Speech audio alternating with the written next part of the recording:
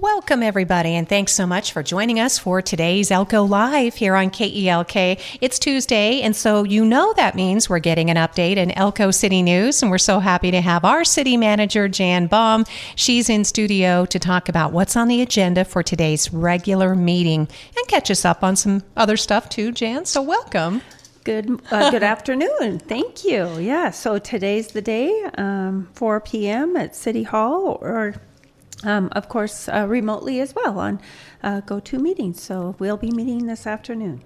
So there's a lot we can catch up on. The agenda has some things on it, but it's not super meaty, so we'll have time to mention really cool things. For example, the Northeastern Nevada Regional Hospital's Behavioral Health Unit. Oh, gosh, drum roll, right? Yes, that's such a blessing and great news that they are open for business and open for patients and helping our community. So that is just amazing news that they are open, and NRH has really gone the extra mile for the community and creating this mental behavioral health facility. And the city of Elko did contribute some ARPA funds to that project of about $500,000, which the city council was thrilled to do.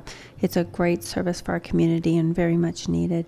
16 beds, adult in-house treatment. That means that patients and their families don't have the stress any longer of going out of town. So that's wonderful news. Exactly. Or how to get back to town. Exactly. Right. So some people do go out of town for treatment and then they have no way to get back. And we all know that we're in a remote community and healthcare feels that a lot. But this is just such a gift to have behavioral health facilities inpatient in the city of Elko.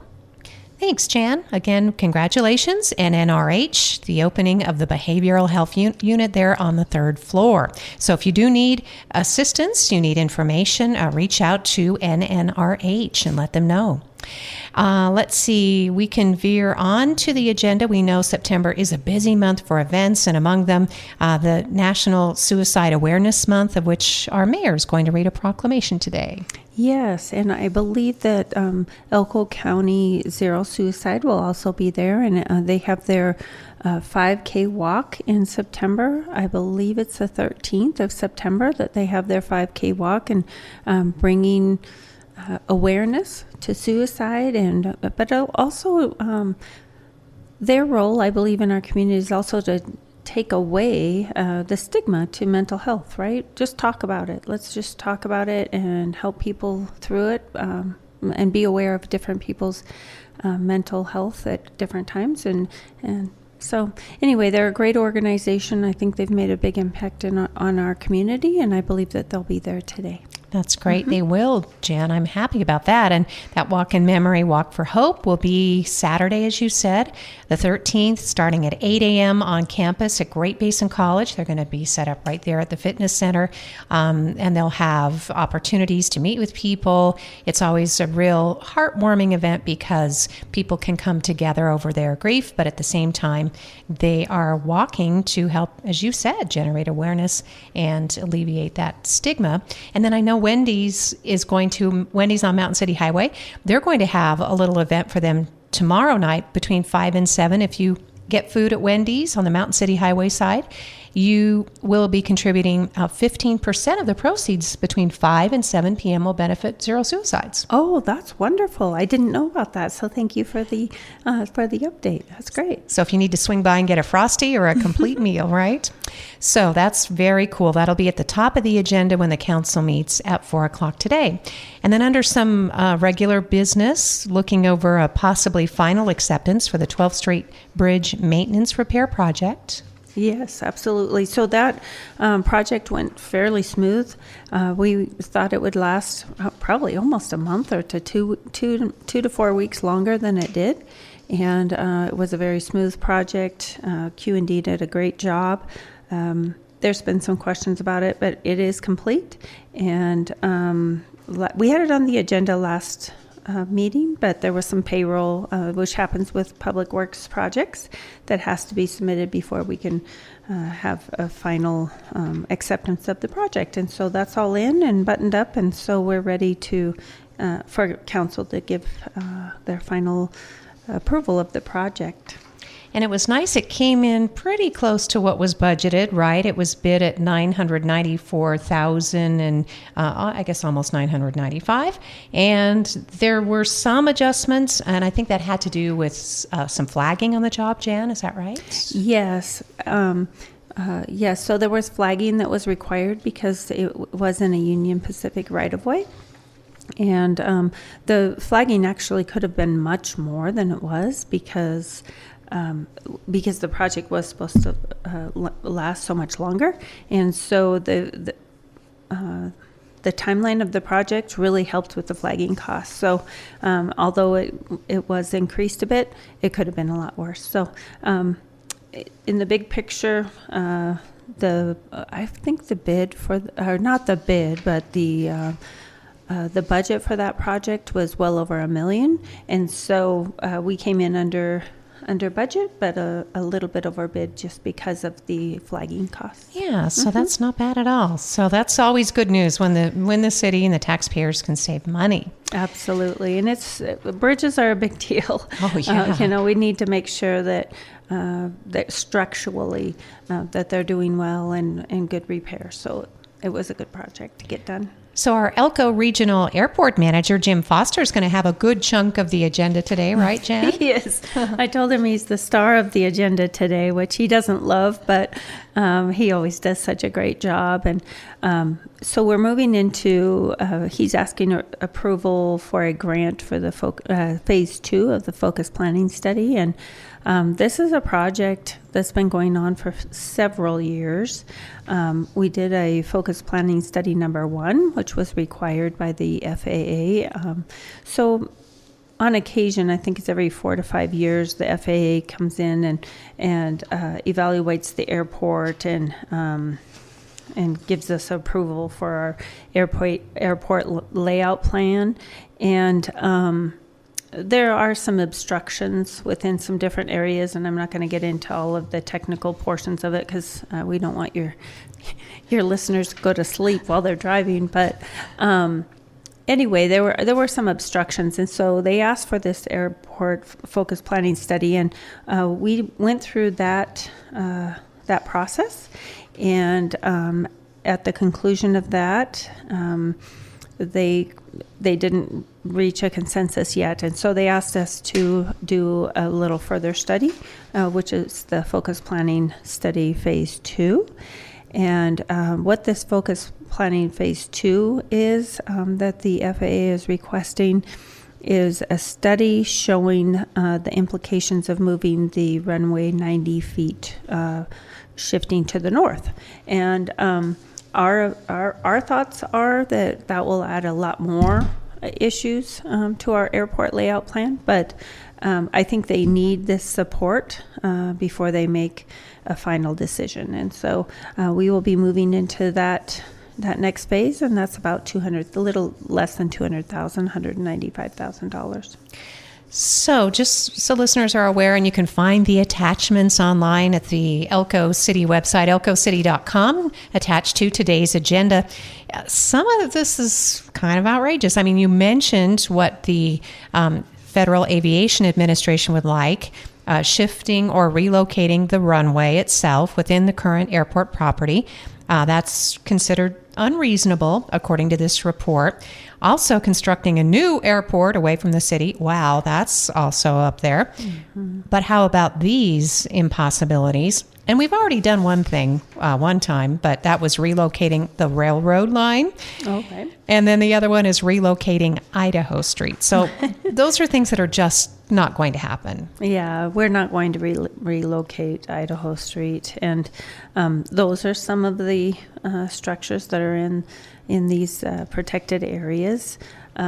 Mind you, years and years and years ago, the FAA approved where the current airport is, and they also approved where the fire station is. So the fire station is in that, I don't think it's the object-free zone. There's so many different layers with the airport and what the different zones are. But anyway, the airport is an issue. We have a PD building that is within the fence of the airport, and that one is a little bit of an issue. And then there's some easy ones that are some trees and some parking spots and some fencing. And so we need to finish the second phase to the focus planning study, and then we're hoping that the FAA either approves the non-standard conditions or gives us some options of what they would like changed, and then we can at least move forward. And mind you that most of these projects, some of them are paid for 100% by the FAA, but most of them are 95%, and the city now covers 5%. Yep, coming up with about a 5% match. So again, according to this, and this is all just very early initial, it's a focused planning study. It's not actually a plan, something to be executed upon. It's just outlining what the FAA concerns are. The proposed mitigation actions are included, and that's acquiring some land for runway, a safety area, and the runway object-free area. So, you can imagine for yourself looking around the airport what might or might not be available. There's also a possibility of relocating some hangars and removing, that's in the general aviation side, removing incompatible facilities. Again, I don't think that Idaho Street would be closed or the West Airport Road, but that's included in there because it has to be studied, right, Jan? Yes, absolutely. So don't get excited. And then again, these are some of the more drastic actions, removing the apron areas and the critical surfaces. And then you can also install fencing. That's pretty easily done. But the things that, as Jan was mentioning, that can be done, removing what's within the runway safety area, the equipment or the fence or the parking spot or the auxiliary building, those kind of things. Relocating the airport rescue firefighting vehicle out of the zone, and the fire department's already talking about a new fire station, right? Yes, we actually have the design for a new fire station that was in, I think, last year's budget, fiscal year 2025, and so we do have that design, and we know the location, and so it would just be funding. Yes, and again, in the past, the federal government's been pretty generous when it comes to Elko. We have a long-term relationship with the FAA when it comes to grant funding and very impressive projects, both expansions and just general maintenance. Nobody's really sure what the future holds going forward. The good news is we do have an Elko Regional Airport Advisory Board, right, Jan? So they can weigh in on a lot of this. Absolutely. And actually this presentation that Jim Foster is going to give this afternoon to the Elko City Council, he gave that also to the advisory committee. And this advisory board is fairly new. It was discontinued during COVID, like all advisory boards were, and this is one of the last ones that we got started back up. They're pretty excited, so we have the Sky Fair coming just this weekend, which the advisory board was, I think, a big part of. Anyway, and so the Sky Fair, which we might as well just mention that, so I believe it's 7 a.m. to 4 p.m. on Saturday at the airport. And so they are bringing that back. I guess they had it years ago, and that's exciting for the airport. There'll be food trucks and all kinds of different air service mechanisms. I guess you're going to have a helicopter, and then to demonstrate how you can rappel out of a helicopter for firefighting. It's called a heli rappelling. Yeah. Oh, I didn't know that. Jim didn't mention that today. So. That's a plan. So hopefully, if fire seasons, things aren't extreme, we get that. Yeah. So we've been so busy at the airport because of the fires. But you're right; it's slowing down a little bit, and so I hope that works out for them on Saturday. Yes, definitely. The Elko Airport. So the Sky Fair, as Jan just mentioned, the gates will open early, free admission. The Civil Air Patrol is going to have a pancake breakfast, and it's a fundraiser for them. So bring some money and bring the kids because they love those pancakes. And then Ruby Mountain Voices, they're going to sing. They have a hangar they're going to set up and sing from the hangar. They have a patriotic montage, selection of songs that really fit, the aviation theme. And then they also, the museum is coming, Jan, because they have some artifacts and some history they're going to detail. Oh, wonderful. And Yeah. there's so much history at the airport, right? So, Yeah, we're in the Smithsonian. yeah, right. And I believe that we're about to celebrate our 100th anniversary. Nice. I remember. So anyway, you're right. There's so much history at the airport. And so it'll be a nice, fun time. Yeah, it'll be a lot of fun. Again, free admission. There'll be vendors, static displays, and aircraft coming from all around the region. So some of the aircraft that I think you were describing too, the airport was so busy during the Cottonwood Peak fire. They had these scoopers, and they were those bright red and yellow planes, and they literally skim the surface of water and then scoop up water. So these pilots have amazing skills, and they were from Canada.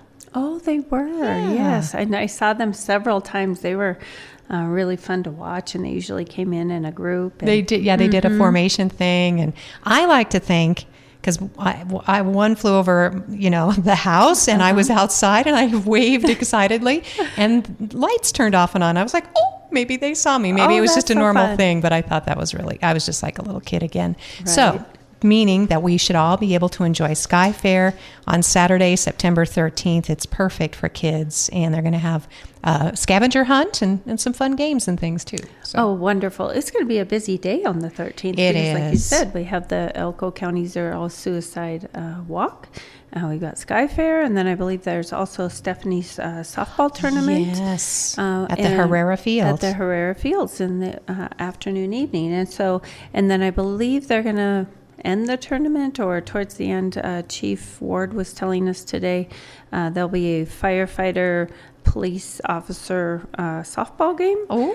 So that might be entertaining, and then a 9/11 tribute afterwards. So it'll be a busy weekend, just like last weekend with Yeah. the car show, which was unbelievable. Unbelievable. They had, I think it was record, if not near record attendance. They were registering 40 or 50 more vehicles the day of. So, Oh, right. Yeah, that's what Chip said to me as well when I ran into him at the show, that, well over 400 vehicles. And the year before there was, in the 300s. So the show really grew, and they're just a fun bunch of people. aren't they the best? And especially in memory of Jeff Remington. My goodness, what a nice tribute. And Elko knows how to have a good time. I think that's why we have so much going on. Yeah, because after the 13th, after this coming weekend, then the Balloon Festival will be in Elko too. So Yes, on the it will 20th. be. Yeah, Yes. there'll be a balloon festival, and I believe the chamber will have the bubbly walk. Yes, It's like a balloons and wine walk. bubbles. Thank Yes, you, balloons and yeah. bubbles. So They're sipping Saturday. yeah, so that will be fun as well. That might be a good time because I'm sure you brought what you know about the downtown sidewalk project. I mean, any updates on where we are? Well, I did talk to Dale a little bit about that today. They're hoping to start pouring some concrete between 4th and 5th on Commercial this week, which I'm sure those businesses will be very thankful for. That block has some of the holdups on that block have been, I believe there's one, if not two, of those coal chutes or whatever you call them, and they had to fill those with cement and let it cure and all of that. And so I believe that those are full. And then of course there was some water infrastructure that had to be changed or moved or whatever. So he said they're really hoping to start pouring some cement there this week. And I believe they're trying to finish on the other between 4th and 5th on Railroad. Those corners over there by the Commercial. And so then they'll move down to by the Stockmans and those businesses on Commercial. And so it's moving along. It is supposed to be finished this construction cycle, so we're really hoping that I believe that MKD, who's the contractor, was planning on laying all asphalt at the very end for the streets, to finish the streets. And so anybody that's familiar with construction in the city of Elko knows that the plant shuts down and there's a date, and once it shuts down, there's no more asphalt for the winter. And so we're hoping that they get in on that before that date, and I believe that will be probably a little closer to November. Okay, so look forward to I mean, a kind of primitive condition that maybe through October, but that's okay. There are still plenty of special events that will be happening in the ghost tours, and that'll just make it more authentic. You know, Yeah, if you maybe, think about it. right? Yeah. Yes. And just remember, I just do want to give that plug. Remember, those businesses are open. They are serving, and there are ways into their front doors. And I did see the Everton because it was the void there was right in front of their front door, but their back door was open, and so you can go in their back door. And so all of those businesses are open, and so please remember to use those businesses, especially right now when they're going through, the construction phase. Yep. It'll be beautiful when it's done. And thank you for the update, Jan. Our city manager, Jan Baum, is giving us an update in advance of the regular city council meeting that opens at 4 o'clock today. We're just picking out some agenda items. We did want to mention, too, there are a couple of under new business. Things seem to be going really well at the Elko Golf Course, the Municipal Golf Course Ruby View, because there are some agreements to be extended here. Folks seem to be happy with what's going on. Yes, absolutely. So both Rick Longhurst, who is our golf professional, and then the club at Ruby View, both of those vendors have asked to extend their contracts 3 more years. And so their current contract had a provision in there to extend up to 5 years, but they both have asked for 3. So I'm thankful for that, because then they're both on the same timeline. So that will be up to council. The provision in the contract indicates that both parties have to be in support of that. And but I agree, things up at the golf course are going very smoothly. I hear a lot of good things going on there. Not only with the restaurant and bar and the golfing itself, but also with the grounds and how great it looks. It looks beautiful. It does. It looks so nice, and Austin and his team do a real nice job. And so, anyway, so we'll take that to the council, and then Rick Longhurst has been trying to employ an assistant golf pro, and so he has requested another $12,000 or $1,000 a month to go onto his contract to assist with him employing an assistant golf professional, not a golf professional. And so that amendment to the contract is on the agenda for consideration by the City Council as well.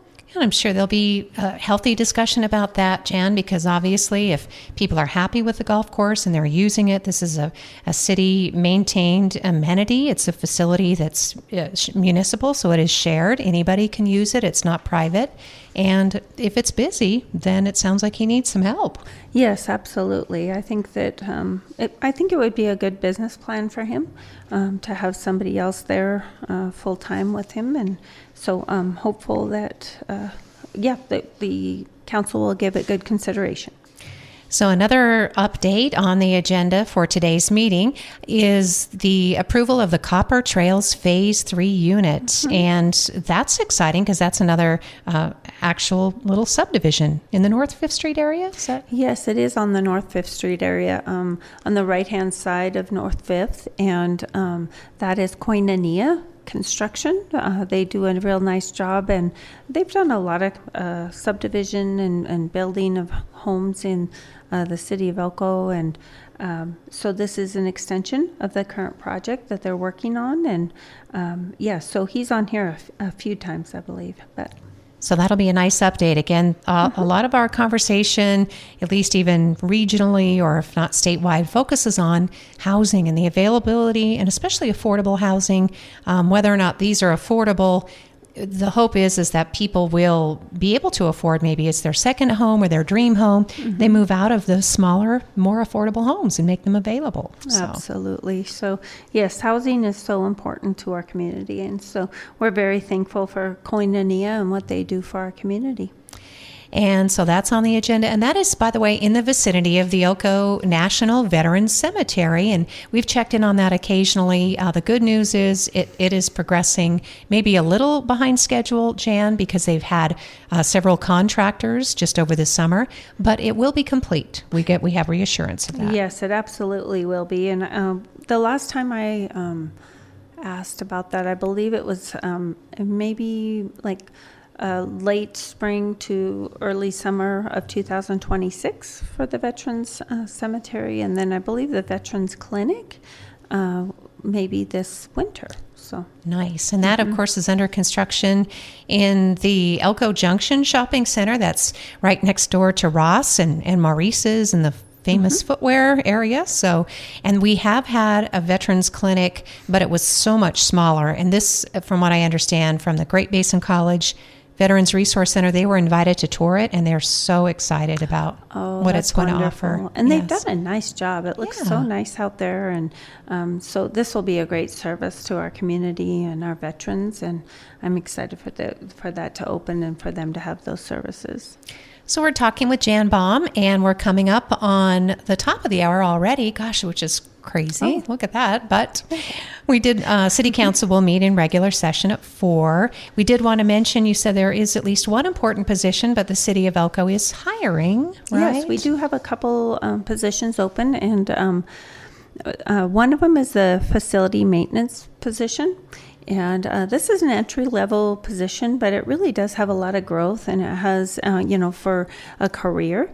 And Justin, who is our superintendent of the facility maintenance, he takes care of all of the traffic lights in town, and has a great electrical background. And anyway, he has a small staff, but they're really busy, and they wear a lot of hats, and it's a fun position. And so that's the facility maintenance tech position. And then there's the street maintenance, a couple positions for streets, the streets department as well. And so if anybody is interested in joining our team, and please feel free to go to elkocity.com and go to our open positions.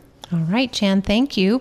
I think we got to most of the big agenda items. I just wanted to make sure if I didn't gloss over anything that you were thinking we should talk about. No, not really. I do want to mention that we will start talking about our strategic plan again around October, probably beginning of October. Fred Steinman with the University of Nevada, Reno has been assisting us through that process, and he is taking all of the information that we've gotten from the public and from the staff meetings and the first workshop, and then he'll summarize those, and then we'll go into our second workshop probably beginning of October. And so we're excited to get that buttoned up, and it's a 5-year strategic plan for the city. And then I just want to mention real quickly, Exit 298, the sewer lift station is coming along very well. And we're hoping to finish that up mid to the end of October. And so that'll be a great improvement for Exit 298 and the businesses that are currently there, that are currently on septics. That will be nice. And then expect over the winter, there'll be some wrangling going on probably behind the scenes, because that opens up a lot of development. So I'm sure there are contractors and people talking about the possibilities of growth in that Exit 298 area. So absolutely. Yeah. I sure hope so. It has great access to the freeway, which, is great for development. But that sewer lift station was sure key to getting that going. So. And I'll put in one plug, too, for the City of Elko Arts and Culture Advisory Board. They have extended the deadline. They are soliciting local artists to submit proposed awards that will be given out during the Mayor's Arts Awards. So this is a real prestigious thing to do. You can be an art student. You can be someone who's maybe just learning an art or something special. You have an idea. They're just looking for one sample of the kind of work that you would be doing, and then there is some compensation for that, which is nice to cover the materials and everything. Oh, right. So to cover the cost of creating them, and then whoever is chosen, then they'll make a few of that product, and we'll give them out as they are the Mayor's Arts Awards. So that'll be great. You'll be joining a real prestigious group of people who've created these over the years. And then one last plug too for Arts and Culture Advisory. They're going to meet October 1st, and they have two 250 projects that they're considering. The semi-sesquicentennial, by the time it gets it's a here. Tough one. Yeah, I will roll off my tongue. October 1st is the meeting for Arts and Culture Advisory, and they have two projects. One is a local project. Great Basin College students have a proposal for the art project for downtown, and then an artist out of Salt Lake City. So that's also apparently really inspiring. So they'll have two different ones to look at. Right. It'll be great to, I'm excited for that project. I think it'll be a real great addition to the corridor, and Yep, really top off all those downtown improvements. Mm-hmm. Well, Jan, as always, we covered a lot of territory. Again, City Council meets in regular session 4 o'clock today. Be there in person at City Hall or follow along online.